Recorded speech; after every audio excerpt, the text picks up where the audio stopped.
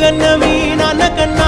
అల్లారు ముద్దుగా సాదుకుంటా నీకు కోపం వస్తే కొంత దూరం ఉంటా నువ్వు గీత గీస్తే నేను దాటనంటా కంట నీరు కంటి రెప్ప దాటకుండా కాటుకై కావలుంటా రాంబాయి నీ మీద నాకు మనసాయనే